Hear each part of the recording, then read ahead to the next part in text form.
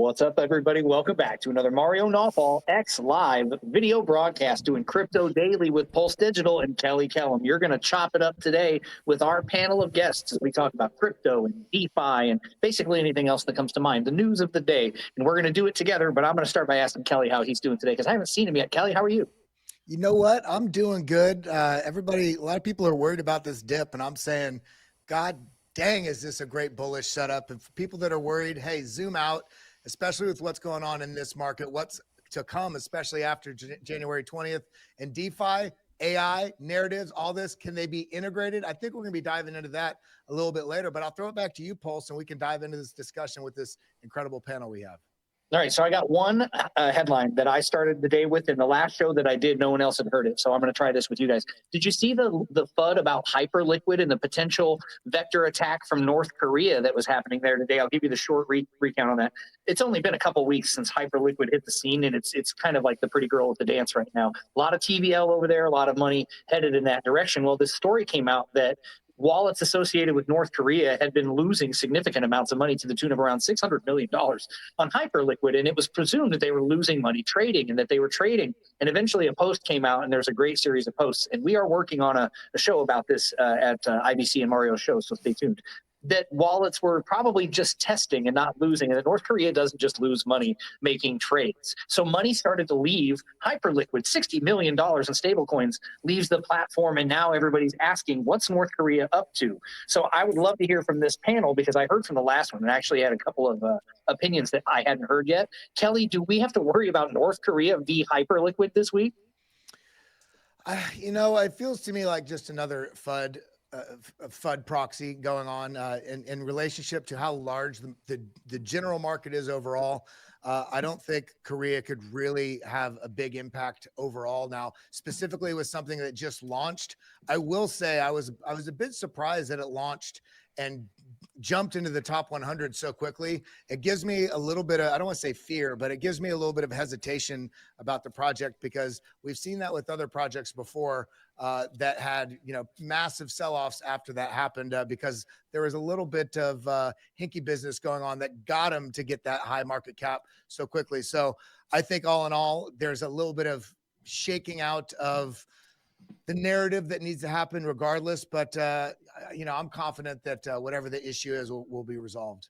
I think so too. Zen, what do you think? Is North Korea a concern, or are we just getting caught up in small things this week? You know what, I mean, I got into the space around towards the end of 2016. And whether it was North Korea or South Korea or China, there's always, you know, on the back of natural market sort of movements. And like what we've seen with this pullback, it's expected. Especially when there's economic data coming out, especially when it's just before, you know, new president's taking office. But there always needs to be some sort of narrative that people need to substantiate why there's a pullback. And yeah, people just love to jump on these things. So I'm not too concerned about it. But yeah, definitely something to keep an eye on. And also, like, despite the Hyperliquid token being only live recently, it's been running flawlessly for quite some time, right? And it's very well audited. So obviously the bounty on its head is way larger now. So that's why North Korea probably gets interested. But if they like probed for weaknesses and haven't found any yet, usually the hackers don't tell you they're going to act, right? So yeah, maybe it's a good thing that we're just hearing about it on the backside, kind of as a post-mortem, rather than some sort of a white hat situation where we're hoping that they give the funds back. That's They're fair. going to increase the validator count from 4 to 16 within the next 2 weeks, and it's not going to be an issue at all. In my opinion. Right, but in reaction to this, though, right? Yeah, in reaction to this, yes. But it's being addressed. Like also with 4 validators, I don't think it's like that big of a threat. Like it's been like this. Like people just realize that there's a breach on Hyperliquid and they're going crazy about it. But it's been like this since, you know, it's been like this. So now obviously there is this. It's brought to the attention, and then there will be steps taken. And there is this was my biggest concern about Hyperliquid. Like it's good and everybody and TVL is increasing like crazy. But what happens if and when there is a hack? Yeah, but I think it's funny that you say that people are just discovering there's a bridge despite it haven't been there. Isn't it funny how when the light swings onto something, then people panic? Because you're saying I knew about this. Well, the vast majority of people didn't, and now they're in a panic or whatever, right? Yes. But it's like this with everything. You don't know what you don't know. And when you know, there is something to panic about. So Yeah, that's a good point. Go ahead, Kelly.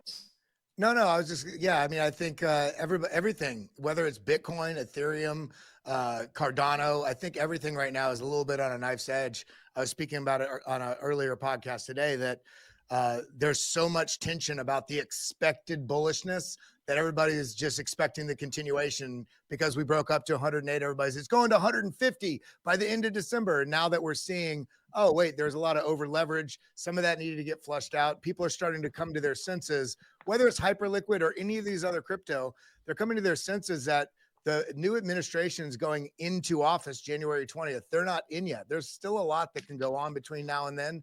And so I think the FUD or the excitement can exploit that volatility in either direction. So I think right now it's just, if you're not sure about what to do in any aspect of the market, sit on your hands because there's a little bit of like flushing out of the expectation, whether it be bullish or bearish, that I think needs to be flushed before the market can move healthily. You mentioned the new president coming in less than a month now, today being the 23rd.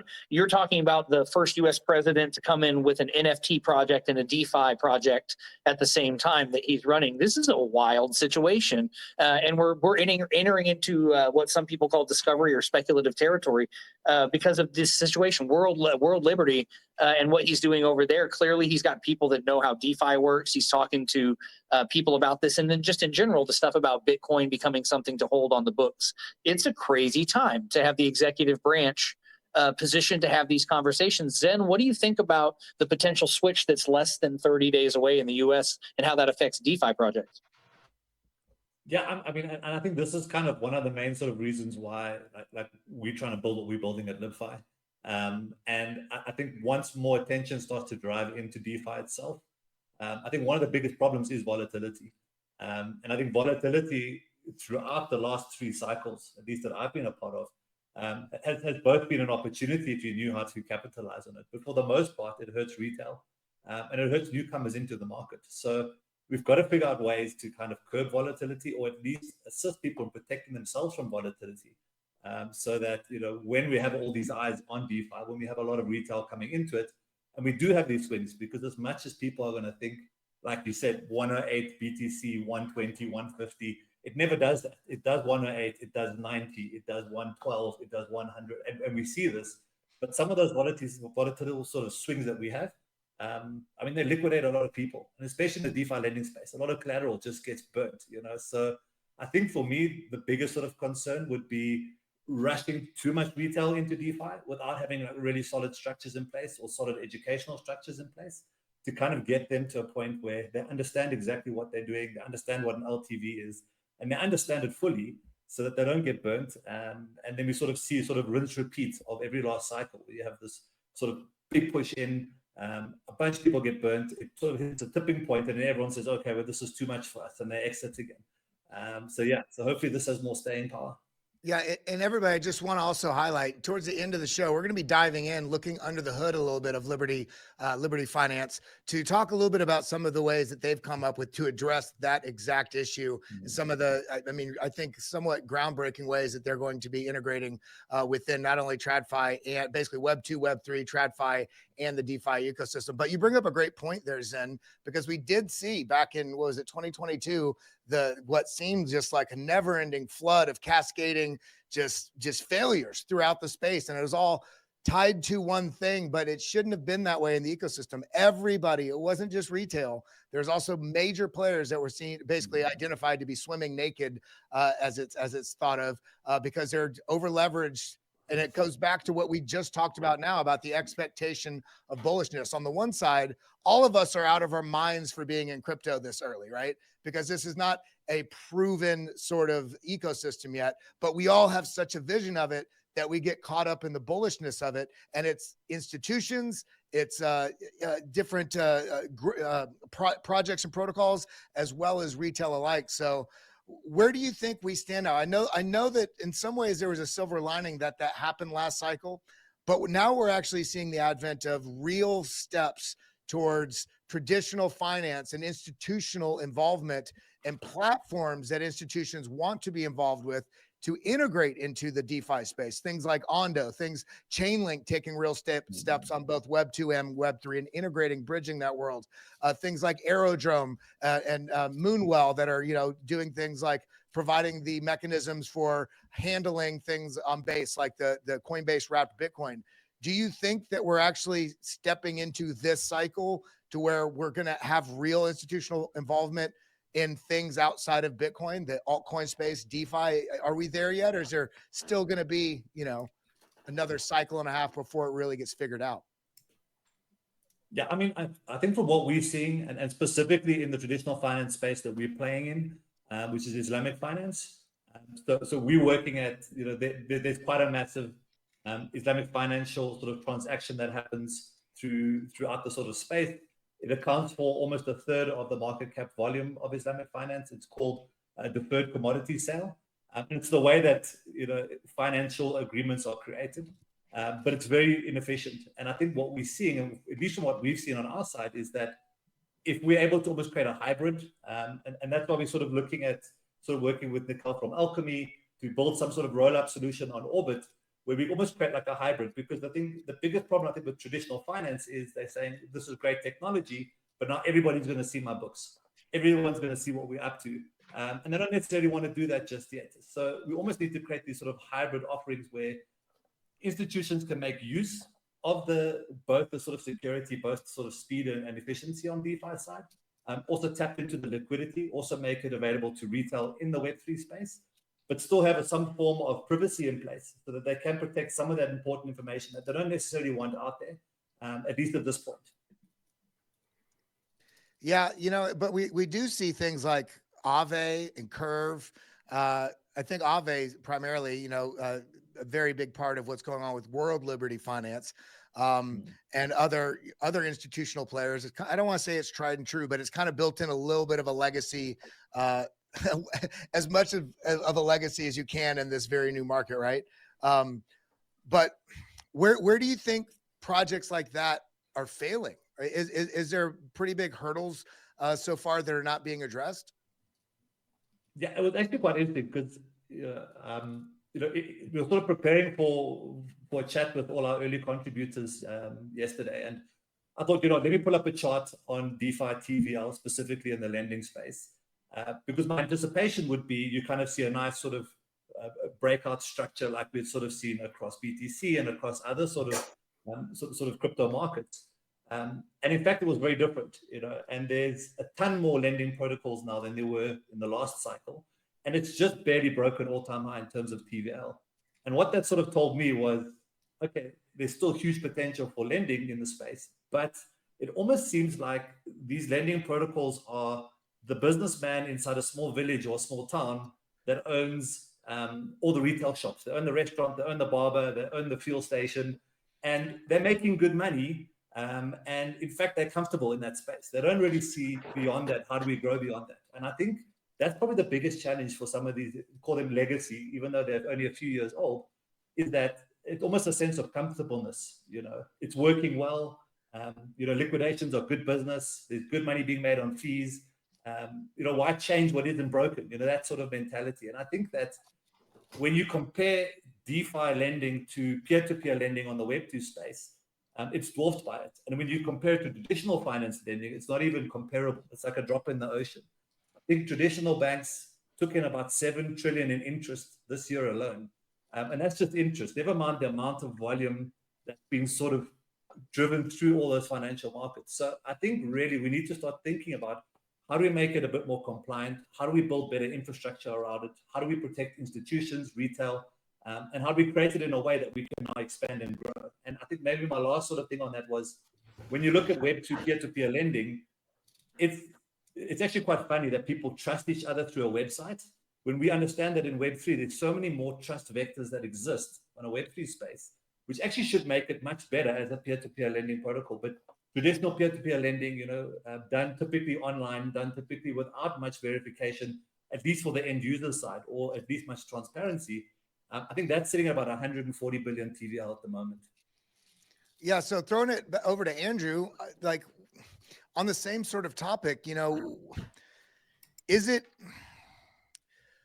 I feel like the crypto ecosystem as a whole is so ripe with the perceived opportunity. And I think there is real opportunity here, but there's almost like this perceived opportunity that is bringing out every single person, every single protocol, the ability to just launch, because it's not brick and mortar, right? It's not like you need to go and raise all this money, build brick and mortar, do your mailers. It's like you're in an ecosystem. It's new. There's this almost perception that if it's new, I want to get in on it. So there's all this excitement from VCs and retail alike. So what do we do as like us being in the space?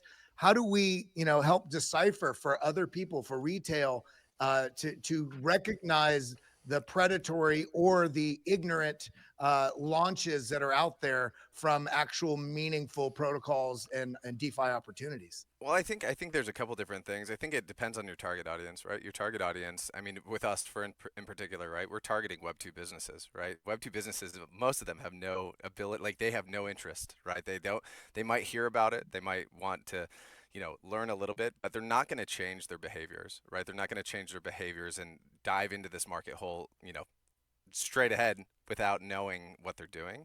So I think the first thing, especially in like getting any of those people and getting them into protocols like this, different lending markets and different opportunities to yield, is just making it something that they're used to, making it very easy for them to interact and to work, and to do things in a way that they understand, right? And so that's what at least we've been doing on our side, right? Allow them to take these things in fiat and credit cards and ACH and all these different things and build that kind of, glue in between those systems in order to allow them to take advantage Andrew, of these things. I'm gonna back the truck up, not to interrupt you, but just to kind of reframe this conversation. And I'm gonna sound like a jerk, but this is something I'm comfortable doing. You guys ready for this? Think of the average person, just a normal average person, average intelligence person. Half the people are dumber than that. Half the people are dumber than the average person. They don't go into the auto rental place or the shop and buy a car and even get explained how financing works and understand it. The idea that we can explain financing at this minute level and that we're having these discussions here puts us in a level so far and above what your average person is going to care about when it comes to taking out a loan. Like, you guys are in here discussing the intricate financial details of how all this is going to work. And a real person, when we talk about what retail is, I have to do this in so many spaces. Who do you think retail is? Like, do you really think they're going to want to hear about any of this? They just want to come in and say, here's a thing I want. Here's what it costs. And they want someone to go, I'll give you that money. And here's what that's going to cost in interest. Like, they do the smallest amount of details to get the shiny thing as fast as possible. And if you can't work your way back from there as a lender, you got a problem, because that's what banks are getting away with, and that's why they're getting 22% interest. Is people will sign whatever you slide in front of them when it's a good deal in their opinion, but you're not going to have to educate them on that. It's a crazy thing. Zen, I'm not trying to be rude, but people just don't know, and they're not going to care when they want that new thing, are they? We were actually talking about that earlier, like preparing for this. Like the TradFi banking user doesn't go to sleep at night, wake up to a wick on the S&P, and suddenly his house is liquidated, right? He knows that he can default on his loan. He knows that he might miss a payment, but this whole DeFi lending thing of liquidations, that's something that we are used to because we used to trade on BitMEX. And absolutely, you're bringing up the perfect point. We need to make this more simple, and we need to make this more familiar to the user that's currently still in TradFi and not even they haven't even used Moonshot and bought a meme coin yet, right? So yeah, absolutely. I think actually that Libfi is taking some important steps in particular this new primitive of a liquidation-free lending. That is one of the things you need, and then you need to bring that to the client, to the customer, as you said. I think it's just, and I agree with you. I think that's all just aligning interests, right? Aligning interests and making it useful to letting them understand exactly what it is that you're offering, and being able to highlight that in a way that is easily communicated to those clients. Yeah, I see Nikhil, you've been there. You go. Yeah. A couple of comments on this. Sorry, my reception's a little spotty, so let me know if it cuts out. But a couple of things we see, and I'm just trying to be really careful that I don't say anything that's. We work with a lot of the large financial institutions, so I want to make sure I don't say anything that's under NDA. Couple of really interesting trends that we see happening, and I think will actually shape the it will change the shape of this bull bear market cycle. So the first one is obviously regulation, and completely the U.S. landscape completely changing for regulation. If you look at the stand with crypto, they were able to swap out a huge chunk of the anti-crypto candidates across the House and Senate, and obviously the president. The other really big shift, kind of relating to what you guys are talking right now about the ability to easily use DeFi, is with the ETFs and Bitcoin ETH ETFs launching. So for example, I'm pretty sure this is public, I can say this, Fidelity, the Bitcoin ETF is the largest ETF on Fidelity. The previous largest ETF on Fidelity took 8 years to become the largest ETF. The Bitcoin one took 6 months and just absolutely rocketed up. And suddenly crypto turns from this, oh, internet criminals, money launderers, Silk Road type people to, hey, I'm a farmer in Texas and I put a little bit of my money in my Schwab account or Fidelity account into this Bitcoin thing that everyone's talking about. And now the government's trying to take that away from me. Like, I think that drastically changes the shape of the regulatory landscape, because now this crypto thing is no longer this magic internet money that only scammers use, that, I can be swayed by what politicians say, versus, hey, these other people you're taking away the ability for me to make a lot of money as I would invest in Apple or Tesla or S&P or whatever. So I think we'll actually see a very much more moderate decline in this bear market in terms of prices. Like I would guess, a lot of investor friends, I would guess probably like 60 to 70% of what we normally see in a bear market in terms of the drawback.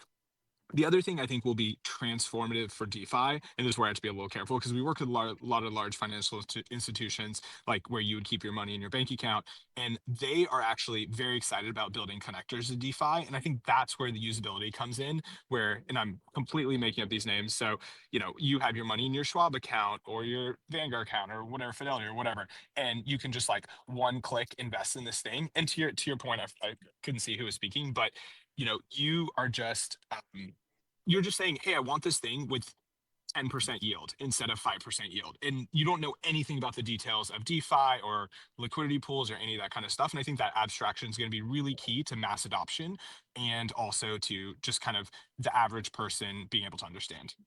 I absolutely agree. And I think you touched on a key point. And I kind of mentioned it earlier. All of us spend, anywhere from, I'd like to say 40, but it's probably 60 to 150 hours a week within this market. And it's like, how do you not get this? Another person has been hearing for 14 years how bad this space is. My mother, like, I am in this space. Okay. My mother still is only just now in the last week starting to ask about Bitcoin, even though I've been talking to her about it for the last 10 years. And even so much as when FTX collapsed, she said, she said specifically to me, she said, so are you going to get out of crypto now? Because FTX collapsed, it's all a fraud. And then 3 months later, we have 4 of the biggest banks collapse in the history of the US, in history, I think probably ever. And I asked my mom, I said, so you're going to get out of the dollar now? We had just have 4 banks collapse. She's like, well, what do you mean? That's different. I was like, this is the same thing. I think a lot of people are still tying specific individual events to the crypto system as a whole, in addition to the fact that even Larry Fink himself, for many years before they flipped over now having a Bitcoin financial product, was talking about Bitcoin being an index for money laundering. So that's still resonating in a lot of people's heads. And now we have positive sort of mainstream media appeal that's going to slowly, work out of that. But people's first impression usually takes a long time to sort of reconstitute. But I do think we're on that point. And on that, I want to throw it over to Fefe, because you and I both are actively involved. What's that? Hey, Kelly, I was going to just jump in with one other quick anecdote, which I think is pretty interesting.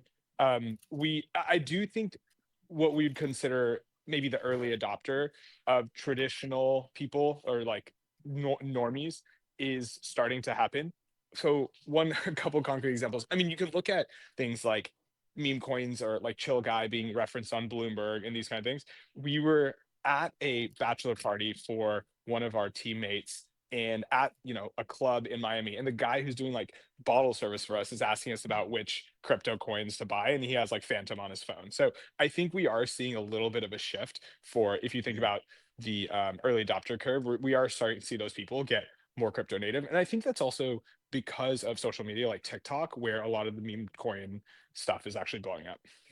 Oh, I completely agree. And I think I kind of distinguish it as Epoch 1 and Epoch 2. Epoch 1 being up to January 11th, Bitcoin spot ETFs in the US. And now we're at the new sort of this still early adopter stage, but it's the very earliest stage of the mainstream adoption. And I think we got a big wave to go. But I want to throw it to Fefe here because you and I both actively work in, having our own podcast where we're educating people on a daily basis, giving them a little bit of what they think they want, but also trying to pepper in education. And I think education is a major thing in this space.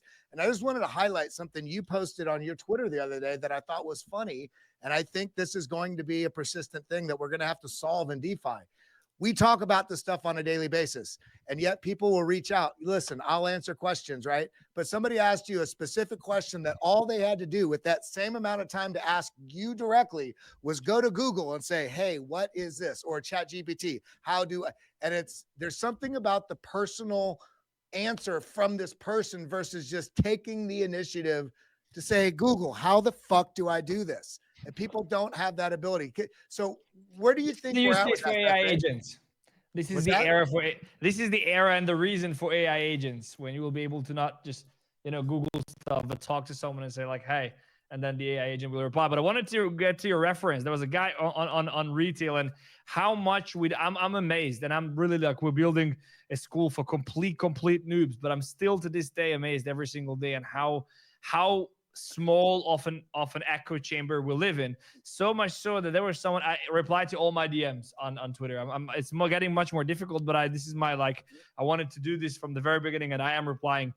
And so there was someone who was like, my liquidation price is this and this, and what should I do with my positions? And obviously not financial advice. And I told him like, the most important thing is I do believe that the pump is coming. You should not start selling in a loss. If your liquidation price is non-existent, you have to make sure that your liquidation price is non-existent. And then the guy wrote back, and it's like, no offense to anyone, it was just very funny for us who is in the space. The guy literally wrote back, sir, can you suggest a platform with no liquidation price, non-existent, that is available in India?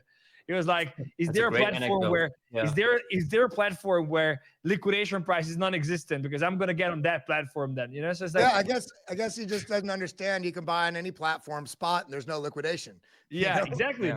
Exactly. It's just so this is very far. much And to the fact that there's someone who trades derivatives, who trades perps before even understanding that you can hold spot is beyond me. It was wild to see. Yeah.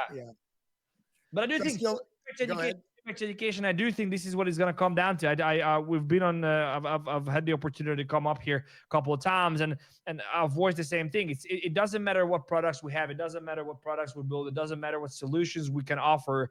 What really will come down is, can you educate the customers, or can you create a solution where it doesn't require educating the consumers?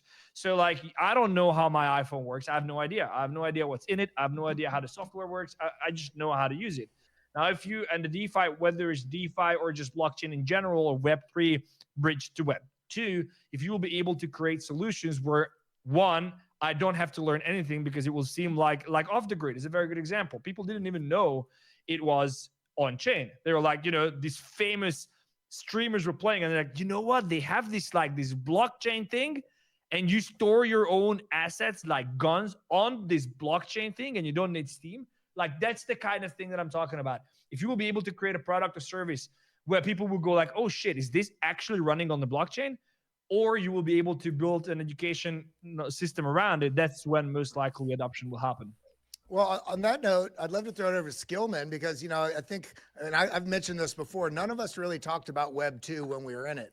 Now that we have the opportunity for Web 3, there's this big distinguishing thing that the Web 3 idea, or blockchain, or NFTs, is very resistant to people that don't know about it. So is there a world in the next 5 years where everything is Web 3, or is this going to be a pretty parallel sort of thing with the opportunity between the two for probably the next decade to come, and people slowly get integrated until there's a time and sometime in the future where nearly everything is Web 3?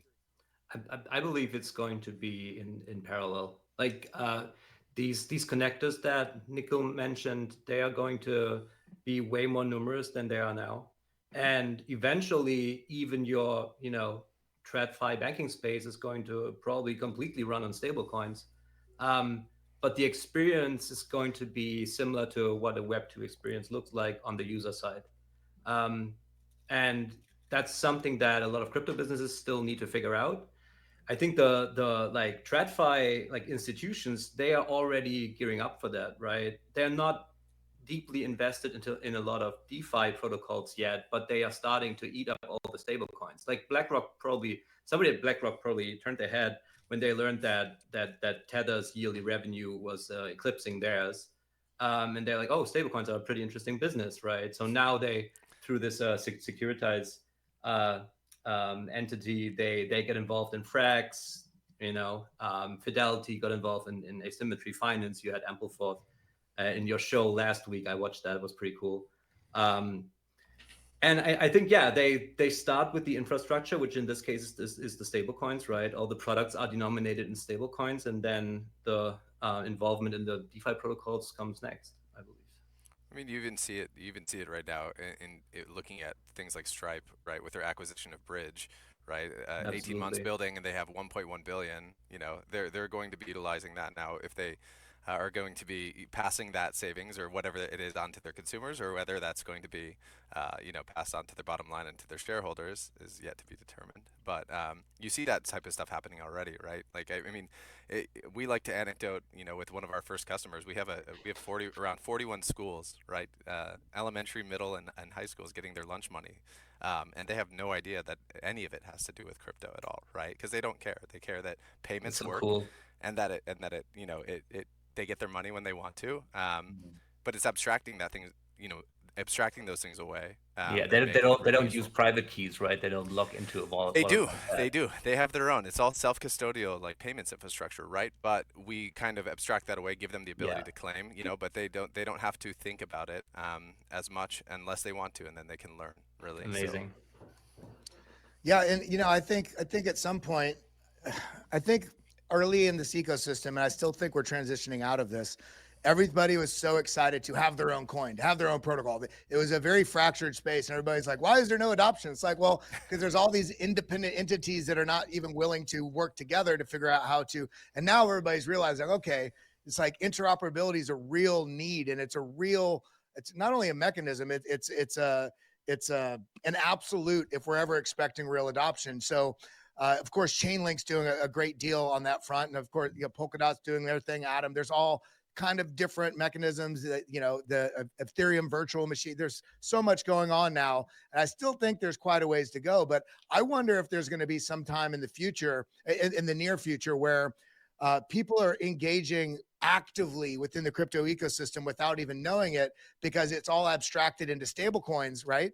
And if you're doing this or that, it can automatically go through whatever bridge and for whatever unique thing you're doing, and you're just spending your dollars. But it's spending in the token on each platform that is necessary without even thinking, without even people realizing that there's all this going on in the background. Do you think something like that might be possible, Zen?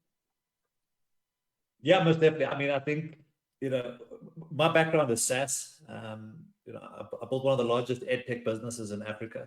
So very passionate about education. I love it.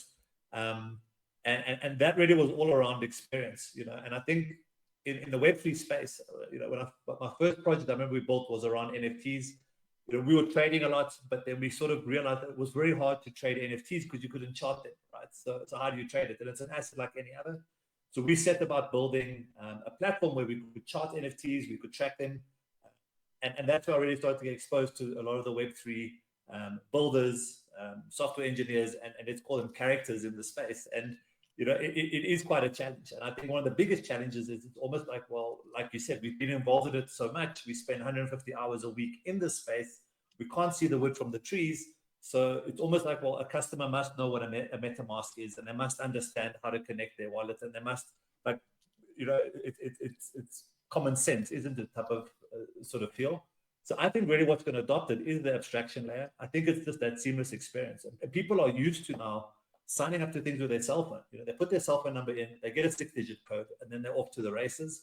And I think when it comes to education, I think education for me should be focused more on risk management, on understanding the underlying products that you're using, not so much the technologies and the protocols and the platforms. That should almost be second nature. Almost like no one taught us to use WhatsApp.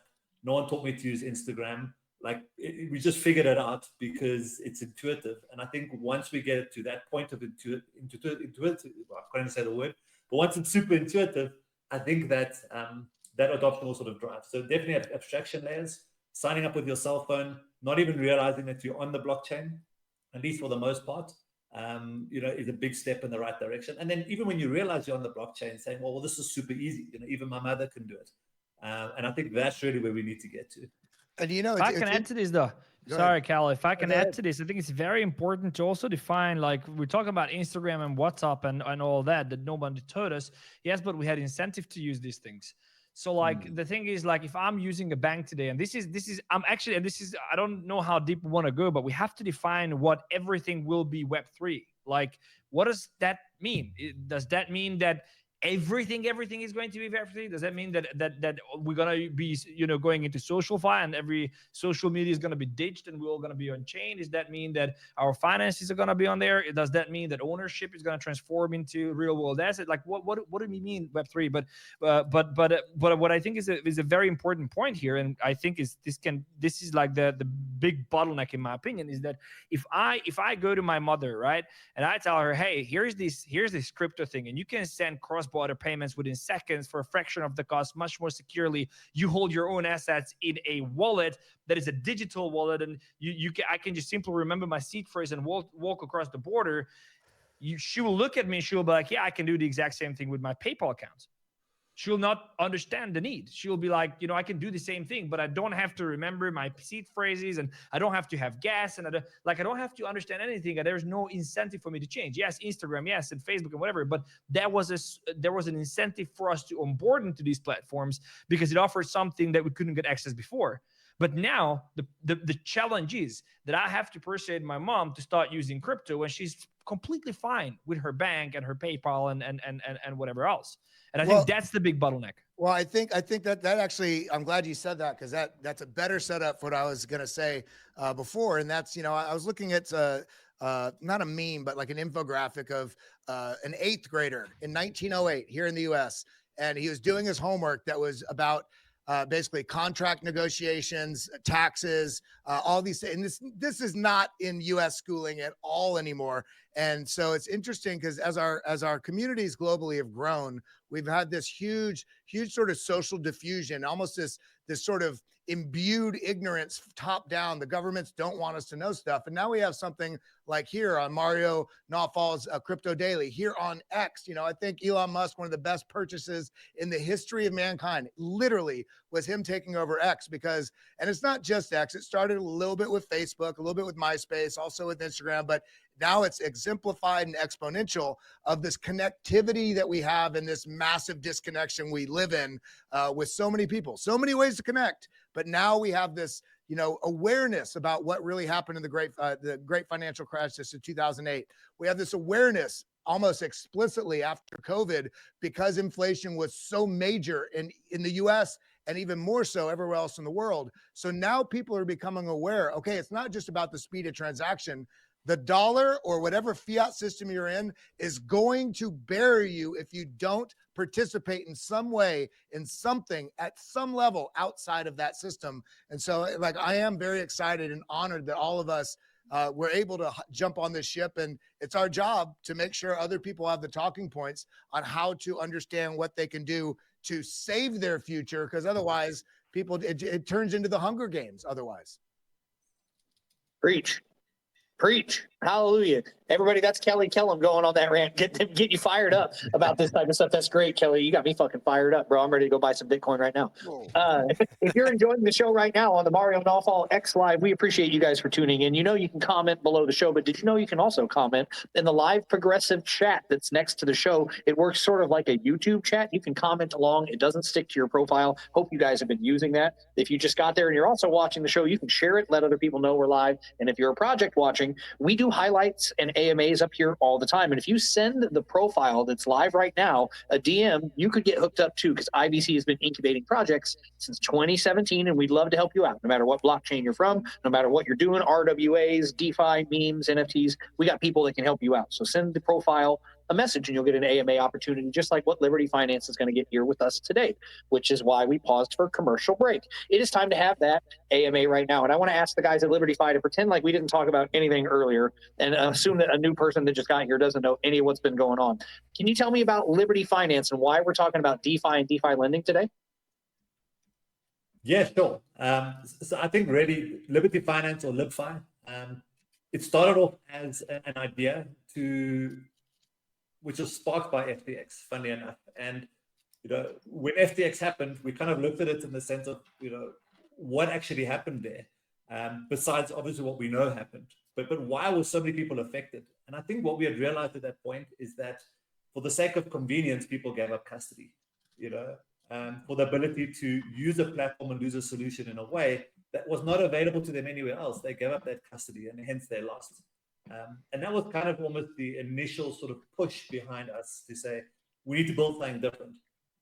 And I think when we started off the build, we said, well, let's build a decentralized exchange that could surpass what FTX was able to do in terms of stop limits, in terms of trading stop losses, in terms of margin, in terms of everything that you get, portfolio management, portfolio tracking, the education side, like everything. And that was really the foundation of Liberty Finance, what we set off to create. And through that process, really what we started to realize is fundamentally there was a large segment of the world population that was completely excluded from DeFi. And this was specifically the Muslim population, purely because based on Islamic finance principles, there's a lot of aspects of DeFi which are not accessible. We're talking about 1.2 billion people. And there's been some really, really great articles that have come out recently about the big sort of driver of retail capital coming into the crypto space is going to come in through these spaces. And I think Bybit itself has just launched a whole Islamic finance component to what they're doing. So we saw it as an opportunity, and we started to really unpack that to sort of look at, well, how do we make it not necessarily exclusive, but inclusive? And then we really started to focus on lending. So one of the biggest sort of principles within that space is that interest is prohibited. So is speculating, and so is high risk sort of transactions. So while looking at that, one of the things that we did is we went back to source. We said, okay, well, how does lending happen in traditional finance spaces? How do they do it? And through that, we came across the commodity or the deferred commodity sale model, which in essence is using commodities to broker a financial transaction, so that a borrower and a lender can come together, and through a commodity sale, finance is basically given, and the sale of a real good or real product is issued, and this is then seen as compliant. And when we unpacked it a bit more, we found out that these transactions happen, on a daily basis. They take a bit of time to run. They're very inefficient. But there's about $800 billion of these transactions happening every single year, and they're wildly, wildly inefficient. So we looked at it. We looked at how the transactions were structured, and we kind of built a DeFi protocol around that. And then we played it back to the institution to say, well, this is how we want to do it on chain. And they were quite taken aback. The first question they said was, how long does this all take? We said, well, probably about 12 seconds. That's the time it will take for all these transactions to mine. And then they were absolutely flawed, because currently in the traditional finance space, these sort of transactions take anywhere from 24 to 72 hours. It requires, a financer to get in touch with a commodity broker exchange. They need to agree on an amount. They need to agree on a hedge. There's a minimum transaction volume, sometimes of around $100 million. So they need to almost catch up everyone that needs financing before they do the actual transaction itself. So very, very inefficient. So when we looked at this, we said, well, if we made this available to you guys, would this make sense? And the answer was unanimously yes. So that sort of sparked us off on almost a divergent mission to say, well, we want to build a decentralized platform for people to trade, and to trade, with all the tools that they've come to get used to in centralized spaces. But we also saw a huge opportunity in the traditional finance space, and specifically in the lending space. And that's really what's then been the primary sort of build from a Libfi perspective. Through that, we then had the opportunity to create a microfunding protocol with the Hack Network. And that just launched at the moment. So that's using a different type of Islamic contract structure called a murabaha, which is a profit share agreement. And we sort of created that, underpinning it with our protocol, doing that all on chain. I think it's one of the first that are on chain at the moment. I mean, it's really excited about it because we're sort of seeing this massive potential of almost new financial, new retail, new individuals coming in and saying, wow, there's actually an opportunity for me to participate. There's an opportunity for me to get involved in it. The other aspect of what we had to solve for was, high risk transactions are also seen as saying that people shouldn't really get involved in. So when we looked at lending, the whole thing with liquidations, it was a big challenge because, like we were saying, prior to this, people don't understand it. So they jump headfirst in because everyone's doing it. There's big volatility spike in the market. They lose all their collateral or they get liquidated. They don't understand why. And that sort of really brought about how we then aim to sort of create almost what we're calling a liquidation-proof lending engine. And one of the key sort of factors with that, I think we wouldn't have been able to do this, 15, 16 months ago. But with the advent of AI, with the ability to deploy agents that can monitor things, that can run a lot quicker than we can run, that can make sort of better decisions in terms of the hedging strategies that we've come up with for how to protect the collateral, we're really excited about it because I think we're really going to be the first into market. And when it comes to liquidation-proof DeFi lending, it's not necessarily saying that's just for an Islamic investor. It's actually for everyone. It's for institutions. And, when you think about that person in India that asked you, is there a liquidation-free way to trade spot? Well, actually, this would be a way that you can do it because in essence, you could buy spots, use it as collateral, get liquidity against that, use that liquidity to either repurchase the spot or invest maybe in ETH or something else, and almost maximize your position, but not running that actual risk of your underlying spot position being liquidated. And I think that's really, really exciting. And that's one of the sort of key things I think that we want to drive forward in terms of what we're doing. So I hope that sort of answers sort of what we're about. Yeah, absolutely. I think on that note too, with the Islamic finance, not to put anybody off that it's only for that or this. I think that actually, if I'm hearing it correctly, actually gives a great sort of, I don't want to say basically a boundary of support that actually will make it safer for everybody because of the threshold that you're trying to meet. So, but on that note, Liberty Finance, you're saying positioned itself as a compliant, sustainable DeFi ecosystem. So how do you balance though within that, the regulatory compliance with decentralization? Because globally, there's so many different jurisdictions. There's so many different, whether it's Islamic or US or like, how do you contend with that in a decentralized manner? Yes. So when it came to, for example, the microfunding solution, which is our protocol for Rosa Finance, we had to implement KYC and AML. It was just one of those requirements for jurisdictions that needed it. So it is blending a combination of the two, but we've done it in a way that it's a seamless sort of onboard experience. So it's almost as if you are joining a typical, let's call it Web2 investment platform. You go through the motions, or you're signing up for an IB account. You go through those motions, you KYC yourself, you get access to your account, you fund your account, and then you trade. It's a similar experience, except all of this is happening on chain. So there is a sort of bridging of sort of traditional compliance things. We've got a great partnership with the guys over at ComplyCube. They've got a phenomenal tech stack. They're able to do things at scale, which is really exciting for us. And in a way that, we can really utilize it within our technology side. So that's sort of how we're balancing the two. I think what's really cool about the Islamic finance compliance component is a lot of the metrics that sit around it actually speak to a lot of the holes in the market as a whole. So, for example, we can't necessarily have projects that have no intrinsic value behind them generating revenue for the protocol. So hype projects, meme projects, and as much as I love a meme like the next guy, there's no real intrinsic value. It's not really adding anything to the ecosystem besides hype and community. So a lot of those things where there's a lot more propensity for things like rug pulls or collapses are excluded off the bat. So we almost need to then spend a lot more time and effort finding the right protocols that are generating real world value, that have a real source of income, that are actually creating something to make available. So I think for the average sort of investor coming in, it's always like, well, I know that I can go and trade there and I can invest in assets there because they've gone through all these due diligences and they've sort of gone through all these checks, which I think is really, really a huge plus, when it comes to sort of getting involved in the space. Oh, absolutely. And if I may like add one aspect Absolutely. that's pretty interesting regarding that question is that Liberty Finance DAO is actually regulated in the US, which maybe you wouldn't expect, like hearing Islamic finance there. as one of the origins. But I think that was a pretty smart and forward-thinking move, anticipating the regulatory shift, being there already, and actually managing to get that compliant even under the current conditions. So that I was pretty impressed seeing that. And on that note, I was looking through some of your website, your X profile, and so on and so forth. And I saw something kind of come up a few times talking about financial engines being central to Liberty Finance. So can you explain a little bit about what these engines are and how they work together to create this sort of robust ecosystem, with all these different things from lending, trading, micro lending? What do you mean by financial engines, and how does that incorporate? Yeah, so I think it's really, we term our ecosystem sort of into 4 sort of key financial products or key financial engines. So the one being the DeFi lending piece, which is really built around a compliant lending space, which makes use of commodity-based transactions to facilitate sort of lending, and it also then makes use of the liquidation-proof mechanisms.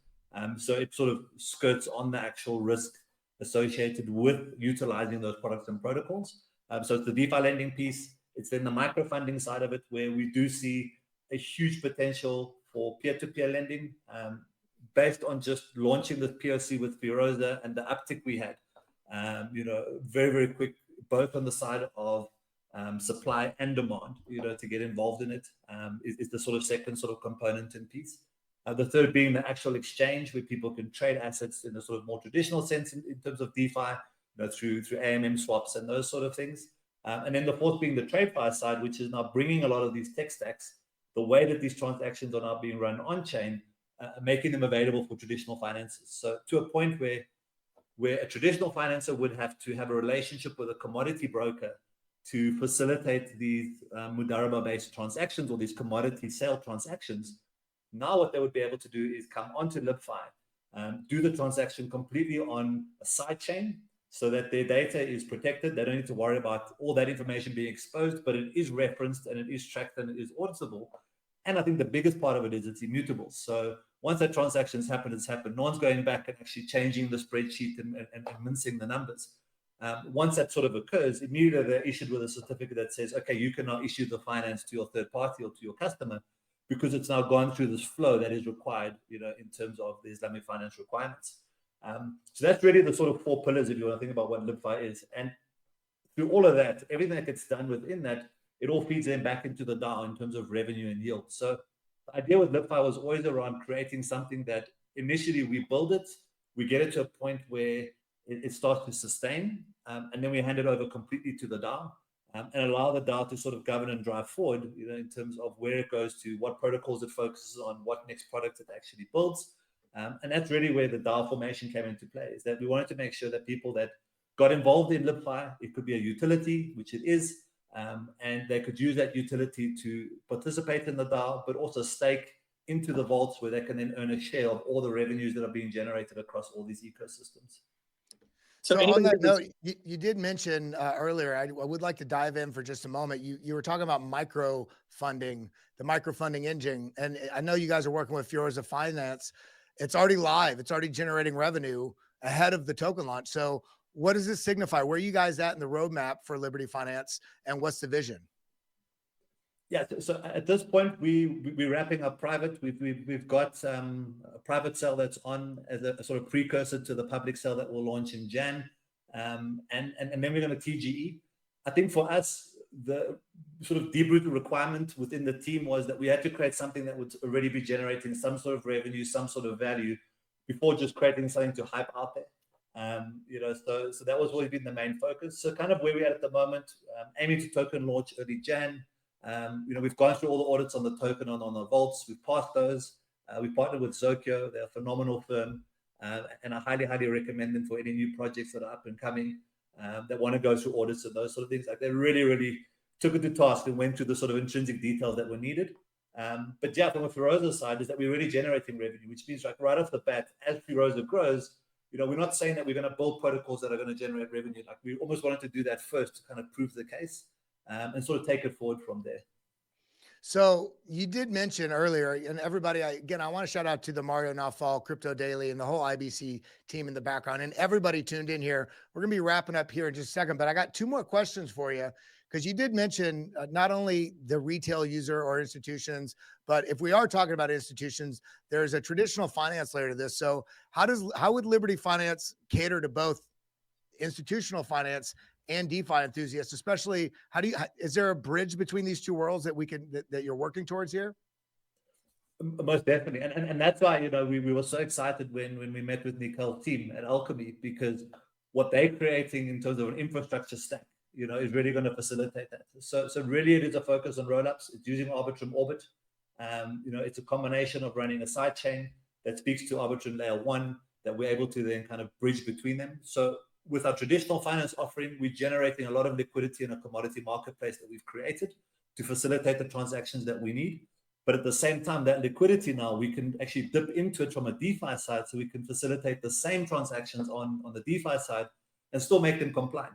And that for us is really, really exciting. And I think, once again, I suppose timing is everything, right? So a lot of these things wouldn't have been possible a few years ago, if even a few months ago. So really excited in terms of what we're doing there. And we mentioned earlier, so I know you have something to say on this. We were talking about the need for education. So I did see on y'all's website or in y'all's data and information that you do have Libfi Academy. So can you talk a little bit about that and why it's important for what you're doing and how that may lend itself to, help assist the user along this? Like what's the importance of that, and what are you doing with Libfi Academy? So the one thing we've done is, as part of our tokenomics, we've created something called the Mawiba Incentive Program. So we're kind of putting up like $1 million worth of Libfi. Part of these incentives is going to be education. But I mean, specifically, not so much how to use the protocol or how to access the website or how to sign up an account. That for us is irrelevant. We want people to go through risk management training. We want people to understand what margin is. We want people to understand the security layer that they need to sort of learn around blockchain in terms of phishing attacks, in terms of all these sort of things. And the way we're sort of interfacing that is twofold. So one, we're going to incentivize people to learn. So that's the sort of carrot approach. But two, we're going to use the stick, where we won't enable certain functionality on the protocol unless you've actually gone through some sort of training. So unless you've got the NFT certificate in your wallet that says you understand risk, okay, cool, you can now then go and do an under-collateralized loan, or you can do this, or you can do that. That's the sort of primary focus that we do from an education perspective. It's just to make sure that people genuinely understand, at least we hope for the most part, what it is that they're wanting to do. And that's sort of our sort of main sort of focus there. And I do want to just highlight for everybody out there that's tuned in, you can check more information out about Liberty Finance here at Libfi, which is libfi.io.